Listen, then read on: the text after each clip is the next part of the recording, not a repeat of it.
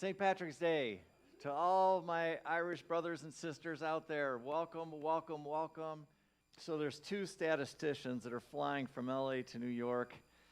About a half hour into the flight, all of a sudden you hear over the intercom, pilot comes on and says, ladies and gentlemen, we got a little problem, don't worry about it, but one of the four engines that we use is no longer working.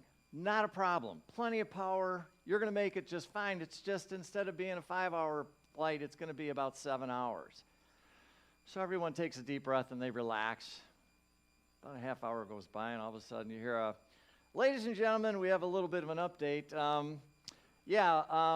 Another one of the engines went out. Don't panic, don't panic, don't panic. There's still two engines, plenty of power. You're gonna make it safe and sound, but instead of being 7 hours, it's gonna wind up being about 10 hours. So everyone takes a deep breath and they relax and they're like, okay, we still got two engines, we're fine. About a half hour goes by. Ladies and gentlemen, just a little update on the engines.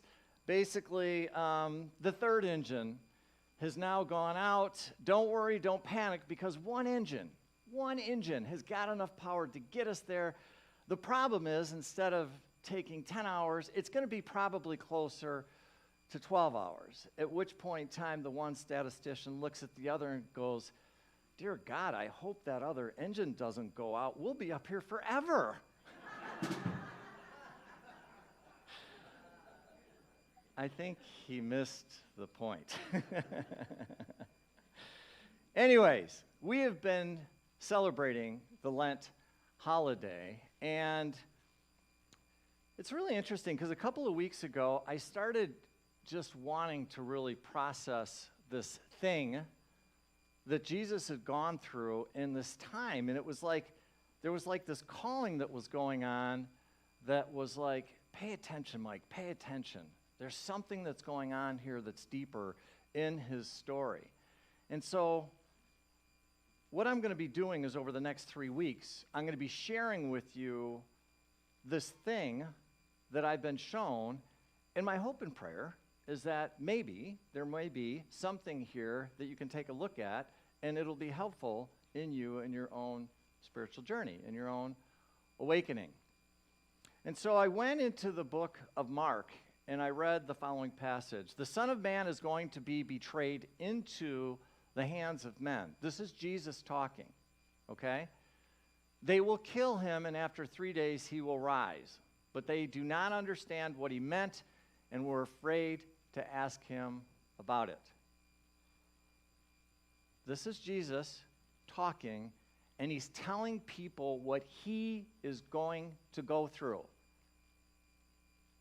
He knows it, but he also knew that he had to go through it. And I don't know about you, but when I think about what he's about to go through, it doesn't look like a lot of fun, right? And so I'm looking at this and I keep asking myself, why? Why would he be willing to do that? Because it makes absolutely no sense, none. From a physical standpoint, looking at everything that he went through, crucifixion was the most brutal form of death that there is. And that's what he was gonna go through, and he knew he was gonna go through it. And I had to ask myself, why? Why? Now, I get it. I do believe that Jesus came in here in some respects because he wanted to be an example. He wanted to show us, okay? I'm not taking away from that, and we're going to talk more about that in a couple of weeks. But I'm talking on a personal level. Looking at what he went through, what he was about to go through, makes no sense. None. I'm willing to go through that? Are you kidding me? But then all of a sudden it was like, wait a minute, Mike. Slow down. Slow down and be with us for a second. Is there a reason? Could there be a valid reason why he was willing to go through this? And then I thought, And then I started thinking about it, and I thought to myself, wow, what if Jesus did know that there is something to what he went through. So in other words, what if there was a universal process? Wait a minute. A universal process that we all go through for great expansion on a soul level that doesn't always necessarily look pretty. But we really want to go through it because we know we can go through it. What's on the other side is exactly what we want on a soul level. Really? Really? So there's this process. Yeah. And you mean Jesus didn't do anything wrong? No. You mean we don't necessarily do anything wrong when we go through difficult times in our life? No. You mean this wasn't being done to him? It was being done for him? Huh? Really? Yeah, really. So in other words, he wasn't a victim? No, he wasn't a victim. You're not a victim. You mean to tell me God was with him when he went through this? Yes, he was. And on a soul level, on a very deep level, even though our ego can look at what's going on and saying, oh, dear God, our soul is wanting what's on the other side of the experience. Huh? So there's a process? Yes. My belief, and what's been coming through, is this idea that it's a process that we all go through and we all use because it works. And so I want to talk about that idea of that process a little bit. So, the process. The process starts off with a desire.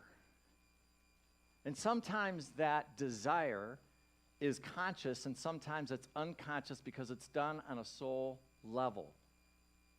But it is a desire that causes this thing, whatever this thing is that's about to happen. It starts with a desire. As crazy as it sounds. When you look back at your life and you see all the pain that you've gone through, all the difficult times, what I'm saying is there was something there that you wanted on a deeper level, even though you may not have been able to see it in the moment that it was happening. Do you understand that? When you're in the moment of it, you probably aren't going to see what is going on or why you're going through this, right? So something's happened. For Jesus, guess what? It was about his ascension.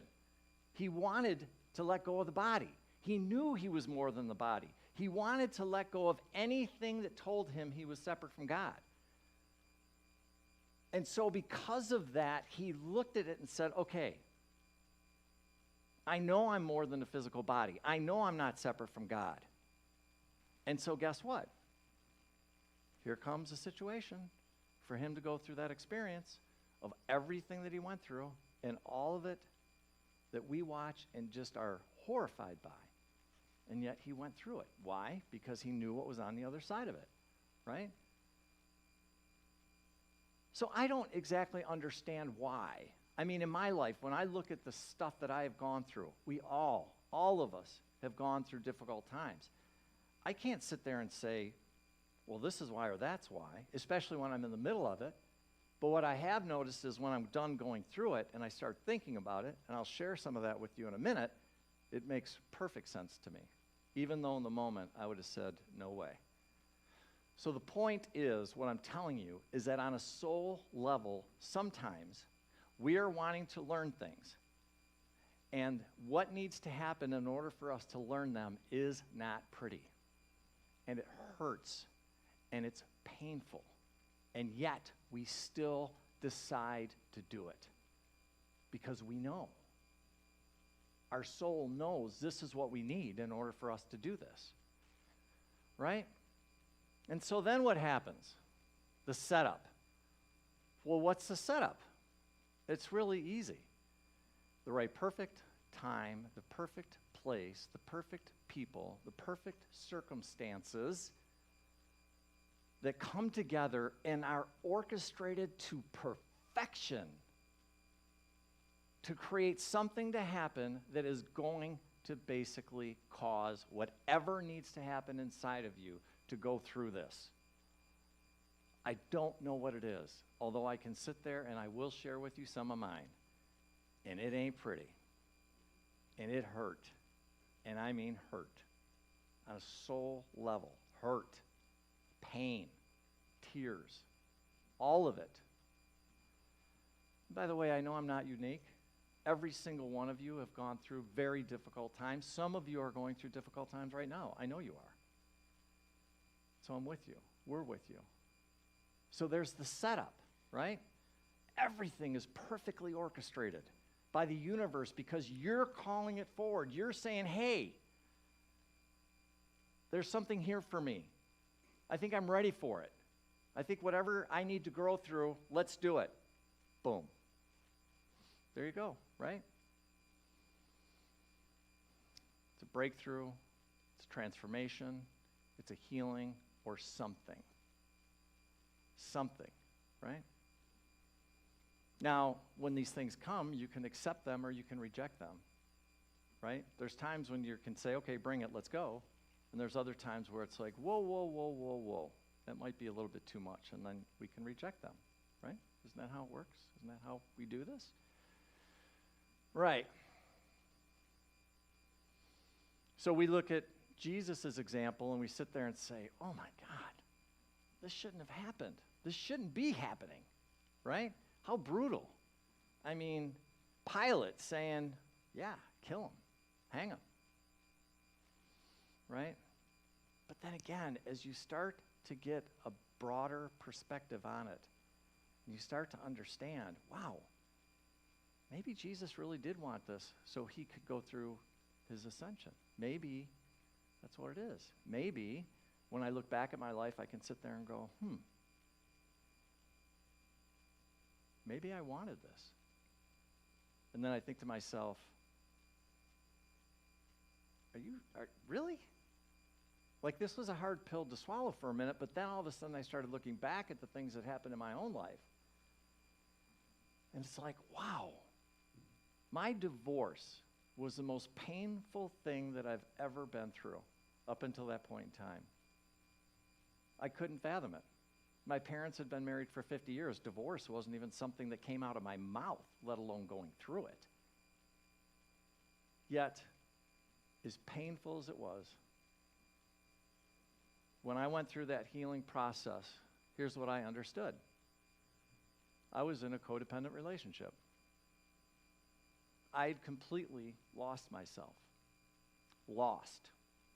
There was no Mike. None. There was somebody, a robot, that was trying to show up and do the best thing that he could, but he completely was lost. Had no idea who he was, totally lost touch with himself, totally lost all of his feelings, had no emotion, none, was just showing up and checking a box. And so what happened? Well, my soul said, hey, tell you what we can do to fix this. Let's have you go through a divorce.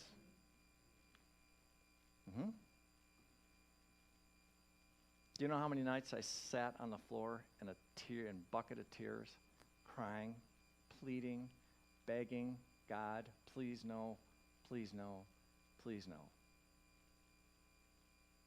Some of you have been through a divorce. The truth is, some of you are happy you went through a divorce. For me, it was painful. However, looking back at it, I really see it as being one of the greatest things that ever happened to me. But I certainly could not see it at the time. So the point is that there's this setup thing that happens. And the setup is these circumstances that come together in this magical dance, and all of a sudden, boof, there it is. There's the setup, right? And so we have this setup. And then what? Anger, fear, denial, bargaining. In case you're wondering, boy, do those look like all the steps of going through grief? Yes. They're all there. Dear God, please, no, no, no, no, no, not this, not this, not this. Do you remember what Jesus said? My soul is deeply grieving. He threw himself onto the ground. Father, remove this cup from me. One of the quotes said he prayed so hard that he sweat blood. Now, this is Jesus. He kind of knew a thing or two. And even Jesus, in that moment, when he really realized, this? Whoa! Not this. How many people have been there? Yeah. I'm betting almost all of you have been there to a lesser or greater degree. And Jesus was too. It's a natural reaction. It's the whoa, right? No. And then what happens is the wound, the sacred wound. And the sacred wound could be physical, it could be mental, it could be emotional, spiritual, any or all of the above in some cases, depending on what you got going on and what's happening to you at the time. Right? Regardless of what it is, it's a wound. And just like any other wound, it needs to heal. Right? And it's not fun. And it can be scary. And it's hard. And it's really hard for the people that are around you. Because they love you. And they care about you. And they don't want to see you hurt. And they just want to hold you to the best of their ability to do it. Right? Yeah. Jesus wasn't alone in his sacred wounding. All of us have sacred wounding. All of us have it. Right? And there's always some different version of it. For some people, and I love these people, the wounding is light. How many people know somebody, their life is great, everything works, they're always happy, it's like water off the back of a duck, they're just, yay! Right? We know those people. I love those people. If you're one of those people, that's awesome. That's really, really cool. Good for you. Good for you. And I mean that sincerely. Good. We need some people like you because there's that end of the spectrum. And then we got what? Over here, where the wounding is so deep and so hard and so destructive that it's just hard for them to bounce back. It is. We're talking about depression, we're talking about addiction, we're talking about trauma, we're talking about all this stuff. And these are the people that really, really struggle in life. So you got two ends. And I'm guessing somewhere there's you. Where are you at with your wounding? We don't judge, we don't shame, we don't blame. None of it. Instead, what if we could just understand that all of us have got sacred wounding? All of us. And the other thing I want to say is it's not just on an individual basis. The story about my divorce is my individual story. All of us have individual stories about sacred wounding. But it also can be collective wounding. Collective, what do I mean by that? Groups. Has anybody seen 20 Days in Mariupol? I just watched that the other night. It's a story about what happened at the beginning of the Russian-Ukraine conflict, war, where the reporters were in there a few days before the Russian troops showed up in Mariupol. They're driving around the cities, beautiful, gorgeous, everything is fine, and then all of a sudden, guess what? The troops start showing up. The reporters were there from 20 days, and I can tell you that it is not an easy movie to watch. It's horrible. You take a town, a city, I don't know how many people there, but it looked like the size of Grand Rapids, maybe a little bit bigger. And for 20 days, it gets blown to smithereens to where they don't have water, they don't have food, they don't have medical attention. There's people dying. They're digging mass graves. And at the end, the reporters get out and leave. But guess what? There's still human beings living in Mariupol. Like, what happened to them? Right? They have nothing. Blown to nothing.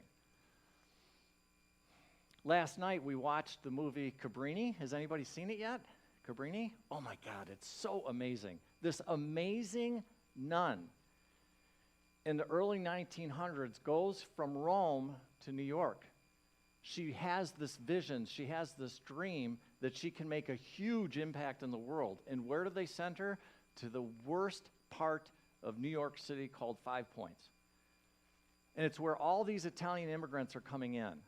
So from the late 1800s into the early 1900s, over 11 million Italians came over to the United States looking for a better life. And guess what? They weren't treated like that when they got here. They were considered absolute garbage, and they were treated like garbage. And that's what we did. And so she came over here to try to make a difference, and it's an amazing story. This woman is so powerful. She's freaking on fire. And I mean, she stands up to the mayor, she stands up to the Pope, she stands up to, and what she does and what she creates, they say is every bit as comparable as to what Carnegie and Rockefeller did. She set up organizations all over the world. And the thing that was really cool, which I love, is that she did it with all women. All women did that, and the impact that she made. But the point of this is collective suffering is real. Look, we talk about the Jews in biblical times. We talk about them in World War II. We talk about what Stalin did. 25 million people wiped out. In my opinion, the most brutal has been the treatment, speaking of women. What we've done to women, historical to me, hurts. The way they've been silenced, the way they've been abused, the way they've been ignored, the way we haven't listened to them is horrible. What's happened to women. And then you start looking at, how about the Native Americans? How about what happened to the African Americans in this country? It doesn't take a lot to look at collective wounds. It's there. History is filled with them. It's filled with collective wounds. And so, and some of these wounds have been light, and some of them have been really, really, really heavy. Right? So, you're coming here on a Sunday morning thinking, I'm going to come up here and be uplifted. Take a breath. Don't forget, in the end, what happened to Jesus. Don't forget that. And we're going to talk about that more because there's more parts of this process. So the thing I want to leave you with this morning is, first of all, when we look at his story, when we look at his example, if you can look at it from the standpoint of going, I get it, there's a process, I think it really let him relax just a little bit, enough to know, I get it, there's a process. And it's got a start point and there's an end point. Right? So it is a process. It starts with this idea or a desire on a deep level to grow. There's something called the setup, people, places, things, circumstances that create the perfect conditions for you, whatever that is, whatever it looks like. For some people, this process is easy. For some, it's hard, right? No shame, blame, judgment, or guilt, none. We're not doing any of that. Nope, don't do that, right? There's individual wounding, there's collective wounding. Regardless, every single one of us have had this. Every single one of us have gone through this in our own way. Again, just understand that even in your pain, even in your suffering, even in everything that you've gone through, there's a reason for it. There is. And I understand sometimes people are going to look at me and say, no, you don't understand. I've been through this. I've heard those stories. And my heart goes out to you on a very, very deep level. I understand. or at least I can try to understand. I just think there's sometimes when there's bigger lessons that we're wanting to learn for whatever reason. When I look at my own life, I think to myself, I came into an environment that was extremely unsafe, very unstable.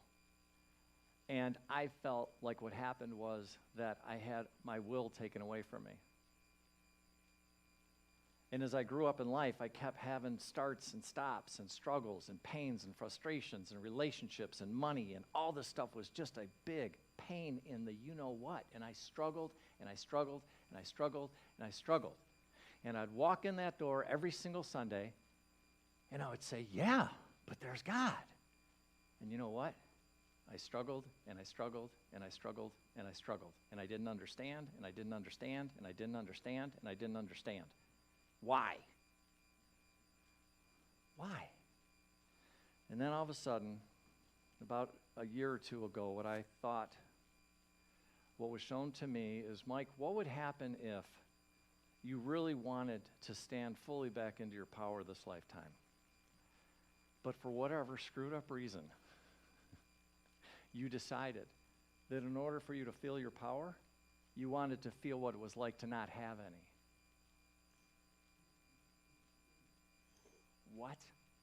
Are you kidding me? So let me get this right. My parents, my siblings, the environment, everything that I was in created an environment for me to feel like I was powerless. Yes. And you mean to tell me for the first part of my life I felt powerless? Yes. Why? So I could feel what it was like to take my power back. I like standing over here a whole heck of a lot better than I like standing right here. But do you see how there was a lot of pain back there, folks? Don't look at the version you're looking at right now is not the version you're looking at 20 years ago. Not even close to it. But you know what? I wouldn't change 1 minute, not one, for me to be able to stand where I'm at right now. And what I'm sharing with you is if you're struggling, if you're going through a hard time, if you don't understand, hang in there, man. Just hang in there. This too shall pass. This too shall pass. Next week, all of this wounding, what happens next is called sacred suffering. And we're going to spend, I know, another joyful lock, right?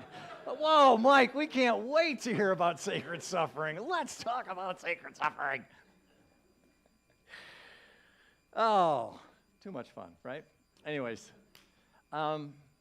thank you for joining us. I do hope you'll come back next week. I don't know why there was only 2 people here. I can't figure out why. Anyways, you know I love you. You know you're doing amazing work. You know that you are needed. You know how incredibly special you are to have the courage just to show up right here, right now, in this lifetime, going through the insanity of everything that's out there, and yet you're here. Thank you. And I mean that sincerely. Thank you for being the light that you are, for showing up, for just being you, by just being you. Is amazing. And it is a gift to all of us. So for all of that, thank you, thank you, thank you. God bless and namaste. Hey, it's Reverend Mike here. I just wanted to stop for a moment before you get on with your day and thank you so much for spending time with us this morning. It means the world to us, and I just wanted to let you know if there's anything that we can do to make your experience even better, please do not hesitate to reach out by going to our website. I also wanted to offer you the opportunity for us to get together and sit down so I could get to know you a little bit better and answer any questions that you have. I can either do that by either getting together in person, have a cup of coffee, or we can meet online via Zoom. If you're interested, please don't hesitate to reach out. You can reach me at michael@courage2thrive.com. And lastly, if you find these messages are helping you, we would be tremendously grateful if you'd consider donating to the center. The best and the easiest way to do that is simple. Just go to our website. Again, thank you so much. Hope you have a great day. Hope you're doing well. God bless, and we hope to see you soon. Bye-bye now.